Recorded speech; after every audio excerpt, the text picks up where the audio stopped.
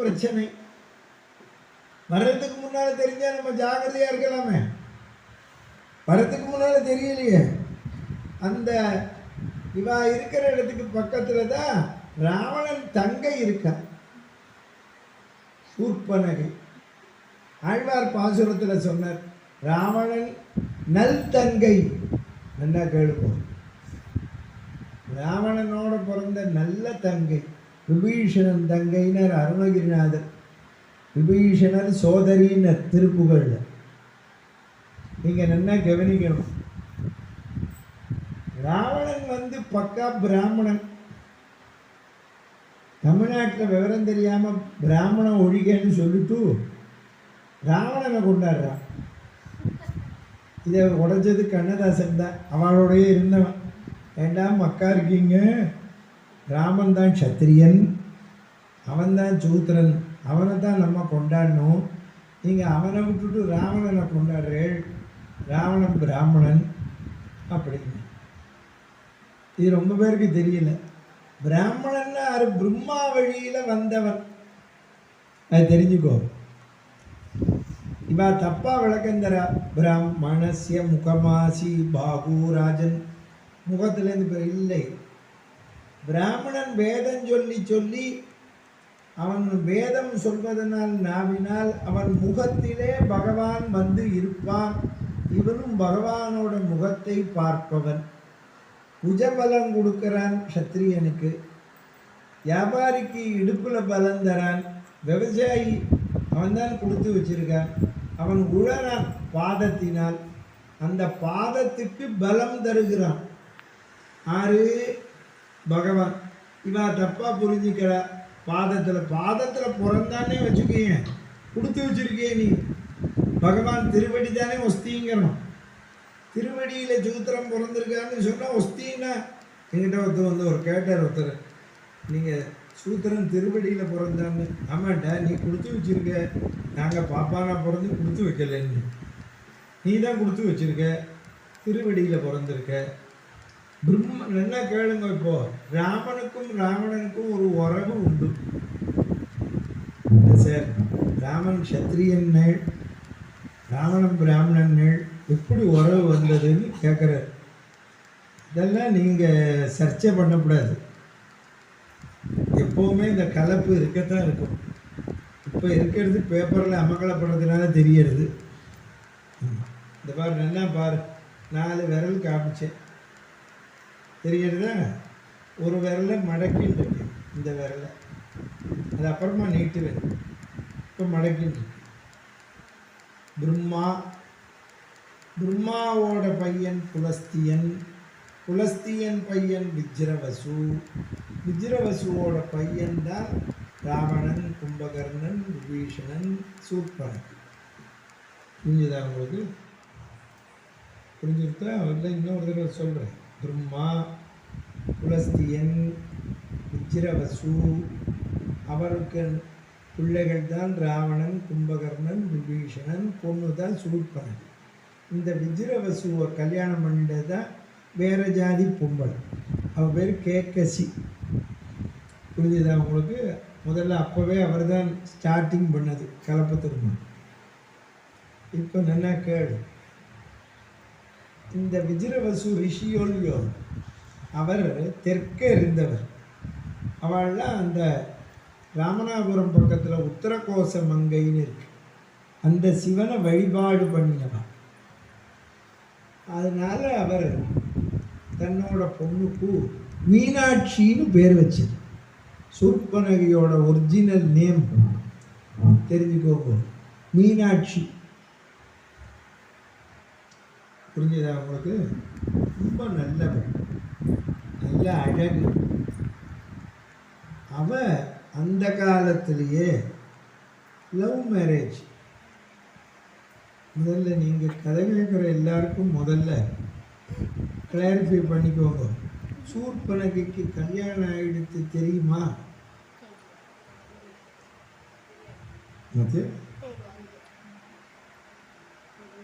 தெரியுமா? பேர் என்ன? ஆம்பளை பேர்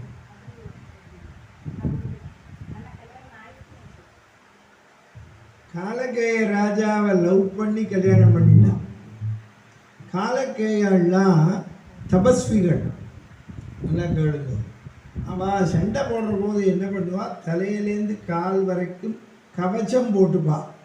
நீங்கள் இப்போ ஸ்கூட்டரில் போகிறப்போ தலைக்கு மட்டும்தானே போட்டுக்கிறேள். அவள் சண்டை போடுற போது தலையிலேருந்து கால் வரைக்கும் கவச்சம். இந்த இந்திரியங்களுக்கு மட்டும்தான் துவாரம் இருக்கும். என்ன கேளுங்க.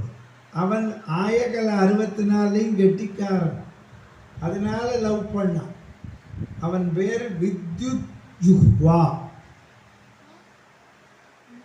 ஜுஹ்வானா நாக்கு, வித்தையை நாக்கால் வென்றவன் வித்யுத் ஜுஹ்வா. அவன் பேரை சொல்லணும்னா 3 நாள் பழையது சாப்பிடணும்.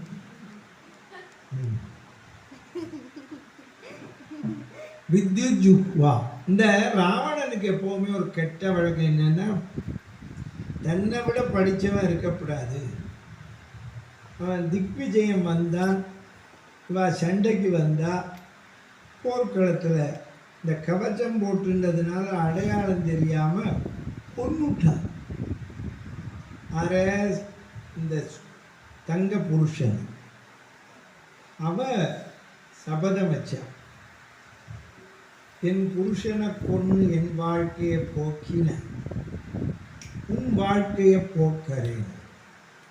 இவளால் பிரச்சனை வருமோன்னு ராவணன் என்ன பண்ணா, இந்த கோதாவரியில் பஞ்சவடியில் இரு அப்படின்னு அவன் சொன்னான். பஞ்சவடியில் கரதூஷனால அங்கே பாதுகாப்புக்கு இருக்க வச்சு, தன் சகோதரர், அவர் இந்த உன்னூட்ட சகோதரர் அங்கே இருக்க வச்சு, இவ இங்கே இருக்கா. யார்? சூர்பனகை. ரொம்ப நாளாக இவனை நினச்சி கருவின்னு இருக்கா. இவனை எப்படி கொல்றது? ராவணன்.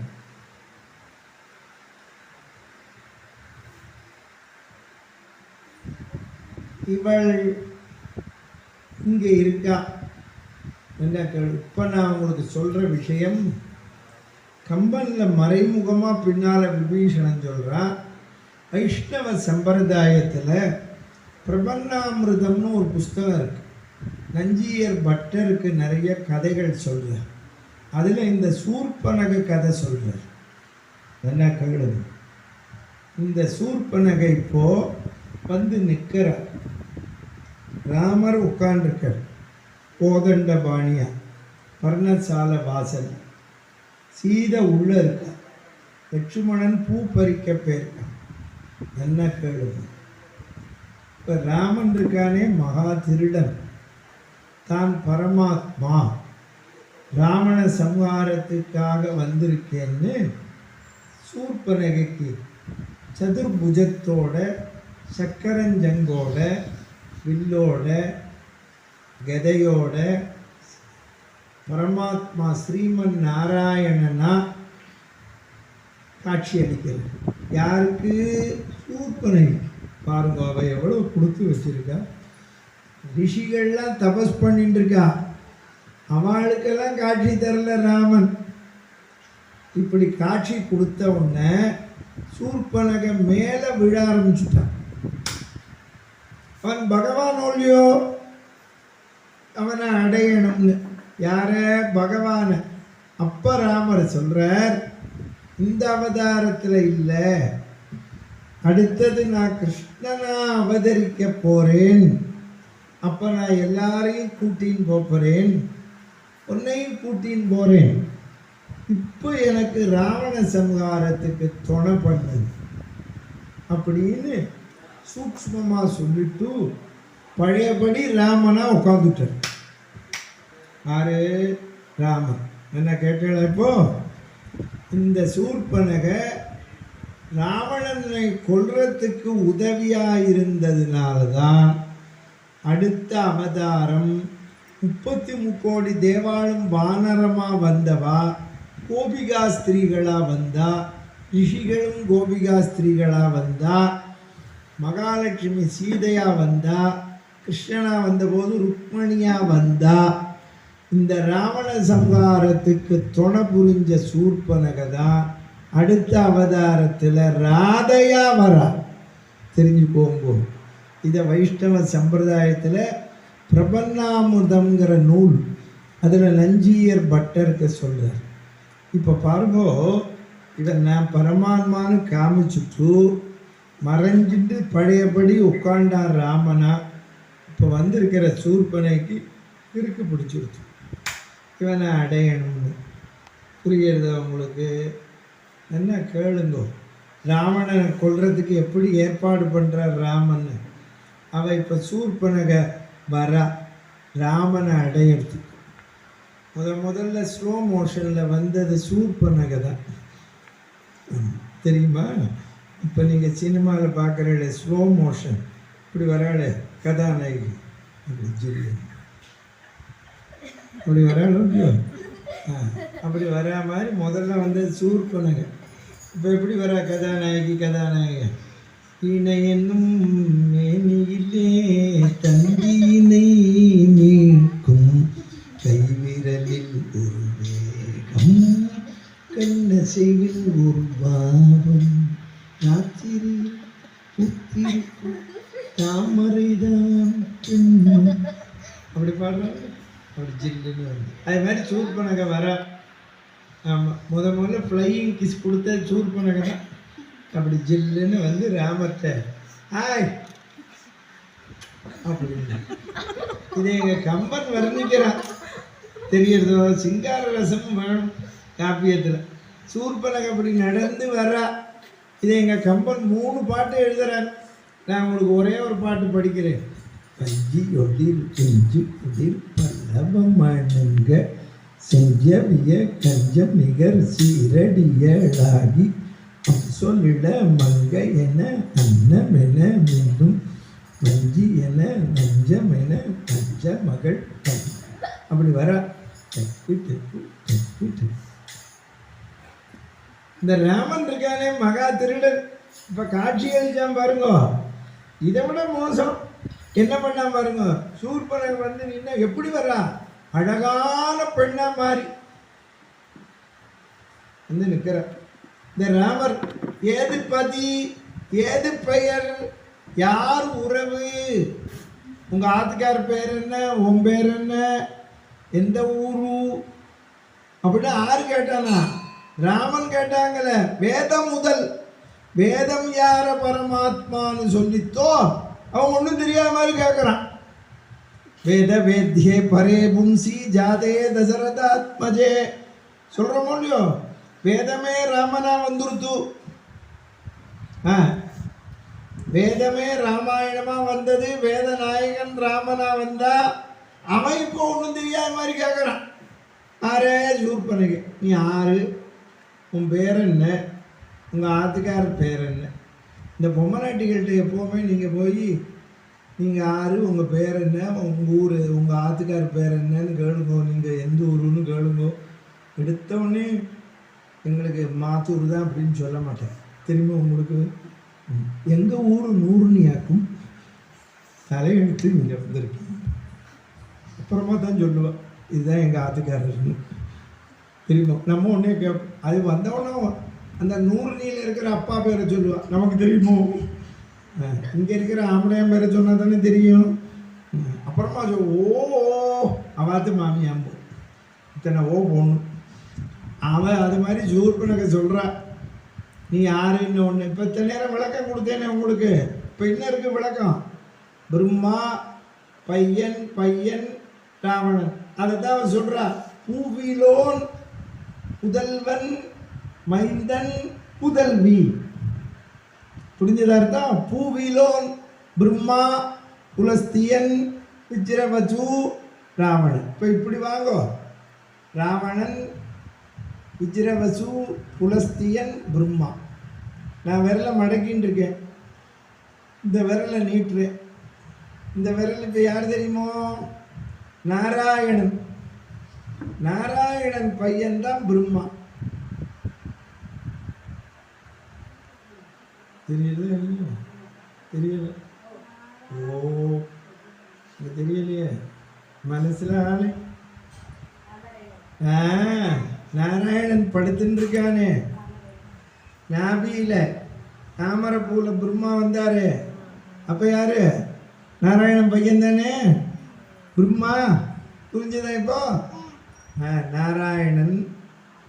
நாராயணன் பையன் பிரம்மா, பிரம்மாவோட பையன் புலஸ்தியன், பையன் விஜ்ரவசு, பையன் ராவணன். இப்போ இப்படி புரிஞ்சு இப்படி வா. ராவணனோட தாத்தா புலஸ்தியன், புலஸ்தியன் தாத்தாவோட தாத்தா நாராயணன். புரியுறதா? பிதா மகன், பிரபிதா மகன், பிது பிரபிதா மகன். புரியுறதா உங்களுக்கு? தாத்தா கொள்ளு தாத்தா எள்ளு தாத்தா. புரிஞ்சதா? நாராயணன் முன்னாடி தான் மகாலட்சுமி. இப்போ நாராயணன் ராமனா வந்துட்டான், மகாலட்சுமி சீதையா வந்துட்டான். இப்பவும் அதானே உறவு ராவணனுக்கு. எள்ளு தாத்தா எள்ளு பாட்டி. அதுக்காக எள்ளு பாட்டி அழகாக இருந்தால் தூக்கின்னு போகிறதா? அதுக்காக என்ன பண்ணுறது? நம்ம பொண்ணு பார்க்க போகிற போது சில பொண்ணை விட பாட்டி அழகாக இருப்பா. அதுக்காக பாட்டியை கல்யாணம் பண்ணிக்கிறேன்னு சொல்ல முடியுமா? ராவணன் தான் அந்த தப்பை தான் பண்ணினான். புரிஞ்சுதா உங்களுக்கு? இப்போ அந்த சூர்பனகை வந்து நிற்கிறா. இவர் ராமர் கேட்டார், பிரம்மாவோட பையனோட பெண். அப்புறம் நான் குபேரன் தங்கை, குபேரன் வெல்டுடு. அப்புறம் திக்விஜயம் வந்து கைலாய மலையை பேத்த ராவணன் தங்கை அப்படின்னு சொல்லிட்டு அவ என்ன தெரியுமா சொல்றா? என் பேரு காமவல்லின்னா. மீனாட்சின்னு சொல்லலை, சூர்பனகன்னு சொல்லலை, புது பேர் வச்சுட்டா. இப்போ இந்த ராமர் இருக்காரு, சும்மா இருக்கக்கூடாது, கேட்டுட்டார். அவ கேட்டா, நீங்கள் ஆறுன்னு. ராமர் அயோத்தியா மாநகரத்தை ஆட்சி செய்த தசரத சக்கரவர்த்தின்னு ஆரம்பித்தார். அவள் உடனே நிறுத்துங்கோன்னா, ஆண்டு வந்தேன்னு சொல்கிறீங்களே சக்கரவர்த்தியார் இப்போ இல்லையான்னு கேட்டான். இல்லைன்னா அவன் உடனே ஓன்னு அழுதா. சூர்பனகன். நீ ஏம்மா அழறேன்னு ராமர். இனிமேல் நான் ஆற மாமான்னு கூப்பிடுவேன்னா. நீங்கள் இன்றைக்கி இன்னும் கம்ப்யூட்டர் வேர்ல்டுங்கிற அவள் எவ்வளோ அட்வான்ஸாக போயிட்டா பாருங்கோ. இப்படி ஒரு நாட்டு பொண்ணு வருவான்னு தெரிஞ்சோ என்னவோ தான் அவள் சீக்கிரமாக பரமபதம் போயிட்டார். அதில் விவரமெல்லாம் சொன்ன உடனே இந்த ராமர் சும்மா இருக்கப்படாது. நீ குபேரன் தங்கங்கிற, ராவணன் தங்கங்கிற, நீ பிராமணாளத்து பொண்ணும், பிரம்மா வழின்னா நான் சத்திரியாளத்து பையன், நம்ம எப்படி கல்யாணம் பண்ணிக்கிறதுன்னு சூர்பனை சிரிச்சா. என்ன ராமா இவ்வளோ கண்ட்ரியாக இருக்க நீ? இப்போல்லாம் இன்டர் காஸ்ட் மேரேஜுக்கு தான் கவர்மெண்ட்லேயே பணம் தரணும். அதனால் அவன் சொல்கிறா, இப்போ எங்கள் அப்பா பிராமணன், எங்கள் அம்மா வேற ஜாதிங்கிற கற்புக்கரசின்னா. சிரிச்சார் ராமர். சரி, நீ ஒரு அண்ணா குபேரங்கிற, ஒரு அண்ணா ராவணங்கிற, அவளை வந்து பேச சொல்லுன்னா. இது பொண்ணு கொடுக்கறத பற்றி இவர் இவ்வளோ தூரம் பேசுகிறார் பாருங்க, எவ்வளோ பெரிய திருடர். அப்போது இந்த பர்ணசாலை உள்ள இருக்கிற சீதை வெளியில் வந்தா. வந்து ராமர் பக்கத்தில் நின்னான். அப்போ இங்கே பக்கத்தில் நிற்கிற சூர்பனகை ராட்சச கோலத்தை காமிச்சான் சீதைக்கு. சீதை நடுங்கிட்டா. சும்மா இல்லாமல் இந்த சூர்பனகை ராமரை பார்த்து, சுவாமி யார் இந்த ராட்சசின்னு கேட்டான். அதனால் சீதையை காமிச்சு. இதனால தான் இன்னொரு பொம்பளையோடு நின்று பேசக்கூடாது, திருப்பி விட்டுருவா. அவர் ஒன்று, ராமர் நீ போயிட்டு வாம்மா, என் தம்பி இருக்கான், வந்தான்னா ரொம்ப பிரச்சனை ஆகிடும். சரி, இவன் லாய்க்கு இல்லை, தம்பியை போய் பார்ப்போம். ஒன்று லட்சுமணன்ட்ட வந்தார். இந்த லட்சுமணன் அவன் பொண்டாட்டியோடையே 5 நிமிஷம் இன்பமாக பேசினான்னு ராமாயணத்தில் எங்கேயும் இல்லை. சில பேர் பார்த்தீங்கன்னா கோபமாக இருப்பா, தெரியுமா உங்களுக்கு? ஆத்துக்காரிகிட்டேயே கோபமாக தான் பேசுவாள். நம்மளே ஆச்சரியப்படுவோம். என்ன உங்காது மாமா இப்படி வள்ளு வள்ளுன்னு விடுறார், நீங்கள் எப்படி குடுத்தனம் பண்ணுறீள் அப்படின்னு கேட்போம். அப்போ இந்த சூர்பனகை போனால் அவன் பூ பறிச்சுட்டு இருக்கான். 6 லட்சுமணன் இவ போனா சுவாமின்னா, யாரு நீ அப்படின்னு இதெல்லாம் அவசரப்படாத. இந்த கருப்பன் தேவலாம் போல இருக்கு. அவனாவது 5 நிமிஷம் பேசினான். இவனையும் எப்படி இருக்கார்? என்னடின்னா, நான் உங்களை ரொம்ப விரும்புகிறேன்னா. என்னடி சொன்னேன்னா ஓடி வந்து நான் துரத்திட்டு. அவன் என்ன பண்ணா, வந்தவன் இன்டெலிஜென்ட்டாக சீதையை குடிசையோடு தூக்குற மாதிரி ஆக்ட் பண்ணான். ராமர் விஷயம் முத்தி போயிடுச்சுன்னு லட்சுமணனை பார்த்தார். டிஸ்போஸ் பண்ணுன்னு மூக்கு காதெல்லாம் நறுக்கினான். அதுதான் இந்த வியாக்கியானம் சொன்னான், மூக்கு காதெல்லாம் நறுக்கினவன் நாக்கையும் நறுக்கியிருக்கப்படாதா? ராவணன்ட்ட போய் உளறி இருக்க மாட்டாள். அவள் போய் கரதூஷணாள்கிட்ட சொன்னான். கரதூஷணாள் சண்டைக்கு வந்தா ராமன் ஒத்தனே நின்று 14,000 பேரை ஜெயிச்சார். இல்லை அம்பையும் வளைச்சு பானம் போட்டார். சூர்பனகை போய் பொத்துன்னு விழுந்தா ராவணன்ட்ட போய் அழுத. ஏய் உனக்கு என்னாச்சு அப்படின்னு கேட்குறான். ராவணனை பார்த்து சொல்றா, உனக்கு 20 கண் இருக்கு அண்ணா, 20 கண் இருந்து என்ன பிரயோஜனம்? உன்னோட 20 கண் போதாது சீதையோட அழகை பார்க்கறதுக்கு. காண வேண்டும் 1,00,000 கண்கள். அருணாச்சல கவி. சீதா தேவி தன் காலுக்கு நிகரோ பெண்கள், செனுலகெங்கும் நாட்டி திசையெங்கும் கீர்த்தி நாட்டி, ராவணா உந்தன் 20 கண் போதுமோ? காண வேண்டும் 1,00,000 கண்கள். ஓ என்ன சொல்ற நீ? வனத்துக்கு 2 மனுஷாள் வந்திருக்கா, ஒரு பெண்ணோடு வந்திருக்கா. அவன் பெயர் ராமனாம், அவன் பெயர் லட்சுமணனாம், அவள் பெயர் சீதையாம். அந்த ராமன் லட்சுமணன் தான் என்னை மூக்க நறுக்கினான்னா. நீ அவன் மூக்க நறுக்கினான்னா என்ன தப்பு பண்ணேன்னு கேட்டான். ராமனை ரொம்ப நல்லவன். நீ என்ன தப்பு பண்ணேன்னு கேட்டான். நான் ராமனை விரும்பினேன்னு சொல்லலை. அந்த சீதை அவ்வளவு அழகு, உன்னோட இருந்தால் பொருத்தமாக இருக்குன்னு தூக்க போனேன்னு இப்படி பண்ணிவிட்டாங்க. உடனே சீதையை கேட்டவுடனே இவன் மூக்கு போனதெல்லாம் கவலைப்படலை. கேட்ட மங்கையை மறந்திலாதான். மாரீச்சனை தேடின்னு வந்துட்டான். மாரீச்சன் விஸ்வாமித்திரர் யாகத்திலேருந்து தப்பிச்சுன்னு வந்தானே, இப்போ அங்கே உட்காந்து ராமஜபம் பண்ணிட்டு இருக்கான். ராமா ராமா ராமா ராமான்னு இவன் போய் நிற்கிறான். ஆரே ராவணன் பொத்துன்னு குதிச்சான். ஏ மாமா, என்ன வனத்துக்கு 2 மனுஷாள் வந்திருக்காளாமே ஒரு பெண்ணோட. உனக்கு உடம்பெல்லாம் ஆடித்து. ஏ மாமா ஆடுறது? உனக்கு ஒரு பாட்டி இருந்தால், ஒரு மாமா இருந்தால், எல்லோரும் செத்து போனா கருப்பு கடுதாசி போட்டேனே வந்து சேரலையான்னா. அவளை வதம் பண்ணவனவன் நான் தப்பிச்சு வந்தேன். இப்போ ராமஜபம் பண்ணிட்டு இருக்கேன். இந்திரன் பெண்ணால் கெட்டான், சந்திரன் பெண்ணால் கெட்டான். நீயும் கட்டுவிடாதே, போ லங்கைக்கு. நான் அன்றைக்கே சொன்னேன், மருந்தினும் இனிய மாமன் தாய் மாமாங்கிறவன் ஒஸ்தி சொன்னதை கேட்கணும். அவன் கேட்கலை. என்ன பண்ணணும்னா, நீ மானா போ. சீதை முன்னால் போய் நின்று ராமலட்சுமணாள் அவளை பிரி, நான் பார்த்துக்கிறேன். உடம்பு பூர தங்கம், தலை கொம்பெல்லாம் வைரம், ஜொதிக்கிறது. கவரிமானா வந்து நிற்கிறோம். ரீவாச்சாம்பிள்ளை வியாக்கியானத்தில் சொன்னார், நம்ம ஒரு வேஷம் போடுறோம்னா அதுக்கு தகுந்தாப்புல நடந்துக்கணும். பகவான் இருக்கானே, வராக அவதாரம் எடுத்தார். பன்றியாக மாறினர்.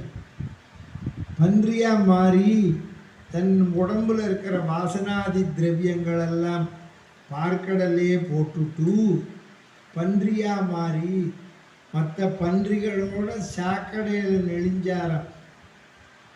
ஏன்னா மற்ற பன்றிகளுக்கு அடையாளம் தெரியல, இது சாதாரண பன்றி நம்மளை மாதிரின்னு மேலே விழறதான். ஏன் அப்படி இருந்தாராம்? அடையாளம் தெரிஞ்சிருக்குன்னா இரண்யாற்றகனுக்கு தெரிஞ்சிரும், வதம் பண்ண முடியாது. நீங்கள் தெரிஞ்சுக்கோங்க, நம்ம ஒரு வேஷம் போடுறோம்னா அதுக்கு தகுந்தாப்புல நடிக்கணும். பாசி தூர்த்து கிடந்த பார்மகற்கு பண்டொரு நாள் மாசுடம்பில் நீர்வாரா மானமிலா பன்றி, அது உபமானமிலா பன்றி, கோலவராகம். இந்த மாரீஜன் உடம்பு பூரா தங்கம், தலை கொம்பெல்லாம் வைரம், மானா மாறி மற்ற மான்களோடு போய் நின்னாராம். மான் கூட்டத்தில் எல்லா மானும் என்ன பண்ணித்தான், இது நம்ம ஜாதி இல்லைன்னு ஓடி போயிடுத்தான். அதைத்தான் வியாக்கியானம் பண்ணான். இவன் மான் கூட்டத்தில் நின்று மானையே ஏமாற்ற முடியலையே, இவன் லக்ஷ்மணனை ஏமாற்ற முடியுமா? சொல்ற ஏன் மான் வேஷத்தில் வந்து நிற்கிறான், லக்ஷ்மணன் கோபமாக உட்காந்துருக்கான், வில்லை வச்சுக்கிட்டு. சீதை வந்தா, இந்த மானை பார்த்தேடா என்ன அழகு. ராமரும் ஆமாம் என்ன இருக்கு. உடனே லட்சுமணனை பார்த்தார். ஏ லக்ஷ்மணா, இந்த மானை பார்த்தையா? பார்த்துட்டே இருக்கேன் அப்படின்னு. யாரு? லக்ஷ்மணன். அண்ணாவை எதிர்த்து பேசாதவன், அண்ணாவை கோபிச்சிக்காதவன் இப்போ கோபிச்சுக்கிறான். பார்த்தீங்களா? உங்கிறதுலையே விஷயம் அடங்கியிருக்கு. ராமர் ஒன்னே கேட்டார், இது இந்த கவரிமான் தங்கமான் இல்லையா லக்ஷ்மணா? என்ன இப்பத்தான் சூர்பனக வந்துட்டு போயிருக்கா, கரதூஷணால் பதம் நடந்திருக்கு. நல்ல கவனி, இது ஒரே ஒரு மான் தான் வந்திருக்கு, இது கவரி மான் இல்லை, கவரிங் மான் அப்படின்னு. உடனே ராமர் கேட்டார், வசிஷ்டர் ஆசிரமத்தில் 7 அன்னபட்சி தங்க பட்சி இருக்கேன்னு. அண்ணா அது இருக்கிற இடம் வசிஷ்டர்கிட்ட. இன்னும் ஒன்றும் 7 இருக்கு, தனியாக ஒன்று இருக்குன்னா சந்தேகப்படும். இப்போ இங்கே மயிலாக இருக்கு, நமக்கு சந்தேகம் வேண்டாம். திடீர்னு இந்த கிராமத்துக்கு ஒரே ஒரு மயில் வருதுன்னு வச்சு பயப்படணும். ஏன்னால் நம்ப முடியாது, எவனாவது மயிலை வச்சு அனுப்பிச்சிருப்பான், அது வயிற்றில் குண்டை வச்சு அனுப்பிச்சிருப்பான், எவ்வளோ இருக்குது. அதனால தான் நீங்கள் தெரிஞ்சுக்கணும், ஒரு எந்த பட்சியுமே ஒன்று வராது. சாதுக்கள்லாம் பாருங்க கூட்டமாக தான் இருக்கு. பாருங்க, காக்கா, குயில், குருவி, மான், மயில், பாருங்க அதெல்லாம் ஒன்று. வாத்து ஒன்றா போகும். நீங்கள் தனியாக இருக்கிறது, புலி தான் தனியாக இருக்கும், சிங்கம் தனியாக இருக்கும், இந்த துஷ்டாலாம் தனியாக இருக்கும். அதனால தான் நம்ம குடும்பத்தோடு இருக்கோம். புரிஞ்சது அவங்களுக்கு? எல்லோரும் இருக்கணும்னு சொல்கிறேன். முதியோர் இல்லத்துக்கு போனால் கூட அங்கே 100 பேர் இருக்கணும். எல்லோரும் இருக்கல, நீங்கள் ஒன்றும் வேணாம் சார். ட்ரெயினில் கூட்டம் வரும், கூட்டமாக இருந்தால் தான் நல்லது. இங்கே 72 பர்த்து போட்டிருக்காங்க, 72ம் ஃபில்லாக இருந்தால் தான் நல்லது. 5 பேர் தான் இருக்கான்னு வச்சுக்கோங்க, நம்மளும் ஒத்தரல பயப்படணும். அதனால் பொட்டி எடுத்துன்னு போயிட்டால் எடுத்துக்காருது. அம்மா தெரிஞ்சுக்கோங்க, ட்ரெயினுக்கு போகிறோம், பஸ்ஸுக்கு போகிறோம், ஃபுல்லாக இருக்கணும். ஏன்னா உனக்கு ஏதாவது ஆபத்துன்னா ஹெல்ப் பண்ண வருவான். இன்னொன்று, மற்றவனால் ஆபத்து வராது. ஆமாம், நீங்கள் இந்த பர்த்து சொல்கிறேன் பாருங்க, திருச்சியிலேருந்து மெட்ராஸ் போகிற அந்த ரூட்டில் ஏசி கம்பார்ட்மெண்ட்டில் டிக்கெட் ரிசர்வ் பண்ணிட்டு வந்தே பொட்டி எடுத்துன்னு போயிட்டான். திருடன் இப்படி வரான்னு அம்மா தெரியும் போகிறது. ராத்திரி தூங்குறாளுலையோ அவன் விழுப்புரத்தில் இறங்கி போயிடுறான். அப்புறமா ரிப்போர்ட்டு போய் விழுப்புரம் ஸ்டேஷனில் போலீஸ் நின்று இறங்கி போகிறவனை விசாரித்து பிடிச்சி எத்தனை நாளாக திருடுறான்னு பிடிச்சி கண்டுபிடிச்சி. புரியுதோ? கூட்டமாக இருந்தாலும் கஷ்டம், தனியாக இருந்தாலும் கஷ்டம். இப்போ பாருங்க, இந்த மான் தனியாக வந்திருக்கு. சீதை மானை பிடிச்சி குடுங்கிறான்.